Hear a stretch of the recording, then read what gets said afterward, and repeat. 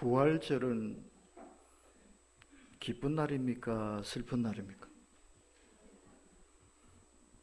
찬송 부를 날입니까? 성낼 날입니까? 희한한 질문을 하죠, 그죠? 근데 제가 성경을 읽다가 깜짝 놀랐거든요.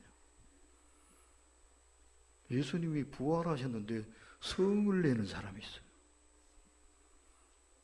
예수님이 부활하셨다는 소식을 듣고 화를 내고 성질을 내면서 에이 꼴 보기 싫다 그러면서 집에 가버리는 사람이 있어요. 오늘 누가복음 24장에 나와 있는 이 이야기가 바로 그 이야기예요. 글로바라는 사람이 어디로 갔답니까? 엠마오로 갔대잖아요. 엠마오가 어디입니까? 자기 집이에요. 예루살렘에서 25里되는 거리라 그러는데요. 참 이상한 일이 벌어졌어요. 예수님 부활하셨다는데 왜 화를 내? 기뻐해야지. 감사해야지. 찬송 불러야지. 왜 이런 일이 생겼겠습니까? 이 글로바는 예수님이 부활하셨다 그런 소식을 듣고는 저 사람들 이상한 사람들 아니야? 너무 슬퍼가지고 아주 정신이 나갔나 봐. 어째 저런 소리를 하고 다녀? 아무리 슬픈 일 당했어도 그렇지 정신을 바짝 차려야지. 힘든 일일 때일수록. 근데 베드로까지 나서서 또 그러네. 에? 그러니 이 사람이 성질이란 거예요. 여기 이 표현이 바로 그 표현이에요. 22절에 보시면 또한 우리 중에 어떤 여자들이 우리로 놀라게 하였으니 이는 그들이 새벽에 무덤에 갔다가 그의 시체는 보지 못하고 와서 그가 살아나셨다 하는 천사들이 나타남을 보았다 함이라. 괴상한 여자들이 괴상한 소리를 하고 자빠졌어요. 이 글로바 생각에 그 성질이라는 거예요. 안 그래도 예수님 돌아가서 슬퍼 죽겠는데 이것들이 뭐 정신 나간 소리를 하고 있으니까 성질 나죠. 그래서 아이고 여기 있어봐야 속만 끓이지 하나 도우면 안 되겠다. 에라 모르겠다 그러고 집에 가버린 거예요. 근데 이 글로바의 문제가 뭡니까? 하나님의 하실 일을 자기 수준에 놓고 판단한 거예요. 나는 암만 생각해도 사람이 죽었다가 다시 산다는 건 있을 수가 없어. 과학적으로 입증해봐. 그러면 믿어줄게. 논리적으로 이성적으로 한번 설명해봐. 나를 한번 설득시켜봐. 그러면 내가 믿어줄게. 그런데 이게 되는 얘기야? 터무니없는 거짓말이지? 그럼 화를 낸 거예요. 그런데 여러분, 내가 모르니까 다 거짓입니까? 내가 할 수 없으니까 그런 일은 있을 수 없는 일입니까? 그렇습니까? 아니죠. 인간의 능력 밖에 있는 세계도 있고 인간의 이성과 이해와 지식 밖에 있는 더 높은 차원의 지식도 있고 세계도 있고 그런 거 아닙니까? 자기가 모른다고 그런 건 없는 겁니까? 말이 안 되는 거죠, 이게. 내가 못한다고 아무도 못하고 그런 거는 없는 겁니까? 아니죠. 옛날 사람들은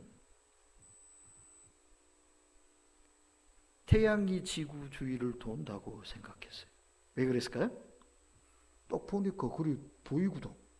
날마다 해가 동쪽에서 떠서 서쪽으로 지잖아. 그죠? 이렇게 돌잖아.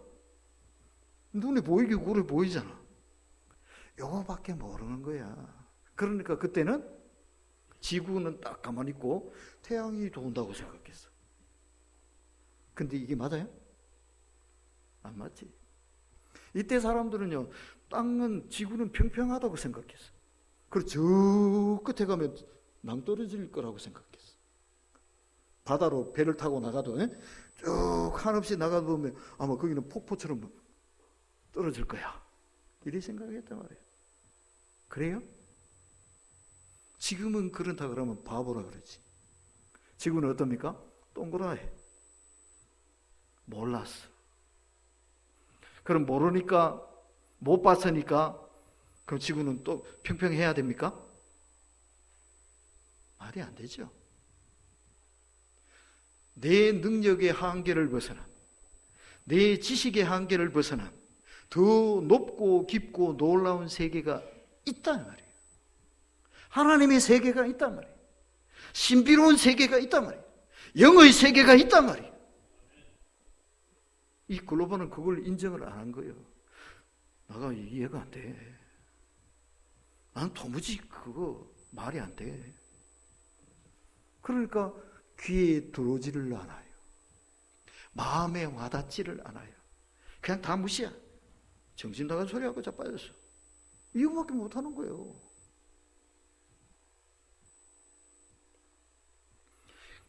그래서 무슨 일이 벌어졌습니까? 여기 예수님이 자기 옆에 딱 왔잖아. 그죠? 25리 길을 같이 걸어갔다고요. 10km를. 아마 10km 다는 아닌지 모르겠어요. 언제부터 같이 걸었는지 모르지만 최소한 5km 이상은 걸었을 것 같아. 그렇게 같이 갔다고. 심지어는 대화를 나눴다고. 그런데도 몰랐어. 왜 몰랐을까? 꿈에도 생각을 못한 거지. 응? 비슷하기는 한데 쌍둥이인가? 응? 아니 목소리도 어디서 많이 들어본 소리인데? 야, 고개만 까웃까웃했지? 이분이 그분이라고 생각을 못한 거야. 왜? 태문이 없는 일이니까. 그럴 리가 없으니까. 비슷하기는 한데 아닐 거야. 아마 이 정도 생각하지 않았을까 싶어요. 오늘날 예수 믿는다 그러면서도 신앙생활 한다 그러면서도 글로와처럼 믿을 수 있다 이 말이에요.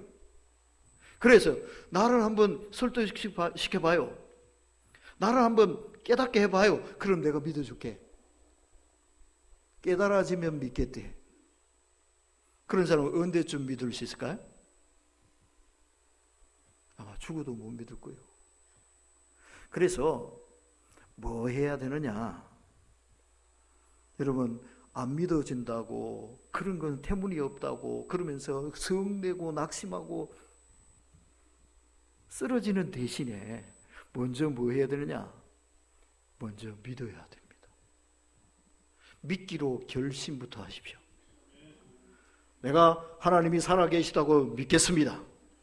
성경이 하나님의 말씀이라고 믿겠습니다. 기도하면 응답하신다고 믿겠습니다. 부활하신 주님께서 나와 동행하신다고 믿겠습니다. 믿어보십시오. 그러면 깨달아집니다. 전에 몰랐던 것이 알아져요. 전에는 터무니없다고 생각했던 것이 실제로 하나 둘 막 일어나기 시작합니다. 기도하니까 막 응답이 막 나타납니다. 성경이 막 새롭게 막 보입니다.